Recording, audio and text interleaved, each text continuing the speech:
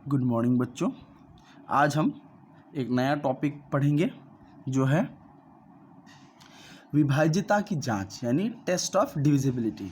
इसका मतलब ये होता है कि कौन सी संख्याएं किससे विभाज्य होती हैं।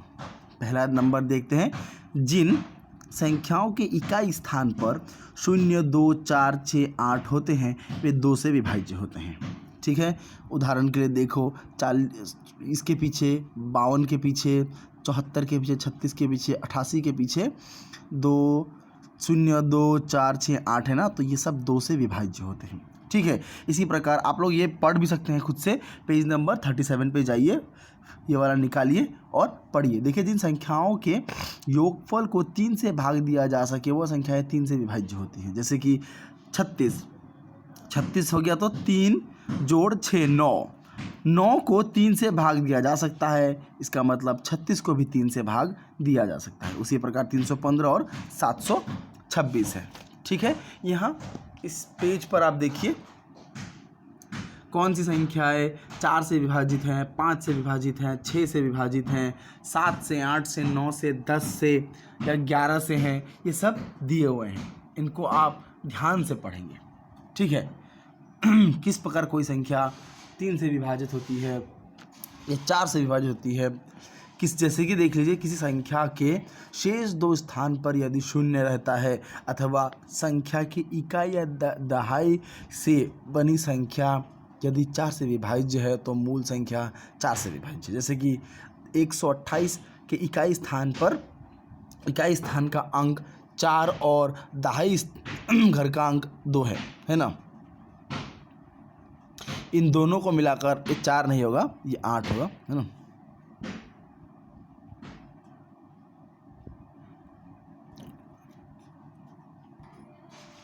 ठीक है, तो ये बनकर बने 28 जो कि 4 से विभाज्य, मतलब 7 चौक 28। ठीक है, तो ये संख्या भी क्या है, 4 से विभाज्य होगी। उसी प्रकार ये सब 5, 6, 7 आप लोग देखेंगे और देखकर इसको समझेंगे। ठीक है, अब हम एक सवाल के माध्यम से इस चीज़ को और अच्छे से समझेंगे। देखिए, पेज नंबर 39 पर है कि नीचे की कौन सी संख्या 2 से, 5 से और 10 से विभाज्य है। ठीक है, नीचे की संख्या को ध्यान से देखिए। ये 194, 2748 हुआ, 1670 हुए, ये सब जो संख्या हैं ये 2 से विभाज्य है कि नहीं, ये हम कैसे जानेंगे। हमने यहाँ पे पढ़ा था कि जिन संख्याओं के इकाई स्थान पर 0, 2, 4, 6, 8 होते हैं वे 2 से विभाज्य होते हैं। इन संख्याओं को ध्यान से देखिए। 194 के इकाई स्थान पर 4 है, इस पे 8, 0, 0, 6, 6, 8 और 5। ठीक है, इनमें से सब के इकाई स्थान पर 2, 4, 6 ये सब हैं, केवल इस पे नहीं है ना। तो H को छोड़कर बाकी सभी जो हैं वो किससे विभाज्य हैं, 2 से विभाज्य हैं। ठीक है, इसी प्रकार अब देखेंगे कि ये 5 से विभाज्य है कि नहीं। कोई एक संख्या 5 से विभाज्य होती है तो संख्या के इकाई स्थान पर 0 या 5 रहता है। यहाँ ध्यान से देखिए, जिसके इकाई स्थान पर, ठीक है, इकाई स्थान पर 0 और 5 हैं वो सारे 5 से विभाज्य होंगे। जैसे कि ये और ये। ठीक है, ये और ये जो हैं 5 से विभाज्य होते हैं। ठीक है, क्योंकि इनके इकाई स्थान पर 0 या 5 है। ठीक, और अगला क्या पूछा है कि 10 से विभाज्य होती हैं। तो अब देखते हैं हम, ये देखिए, कोई एक संख्या 10 से विभाज्य होगी यदि संख्या 0 से समाप्त होती है। मतलब जिस संख्या के अंतिम में यानी इकाई स्थान पर 0 हो वह 10 से विभाजन होता है। जैसे कि यहाँ ध्यान से देखिए, कौन सी संख्या यहाँ पे 0 से अंत होती है, केवल एक संख्या, ये और ये।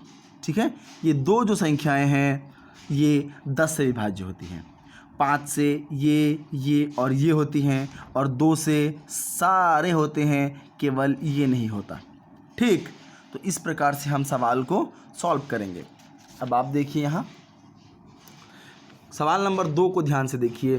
सवाल पूछा है कि कौन सी संख्याएं 4 से विभाज्य हैं। कौन सी संख्याएं 4 से विभाज्य हैं। तो आप लोग क्या करेंगे, यहाँ जाएंगे और देखेंगे कि 4 के स्थान पर क्या कहा गया है।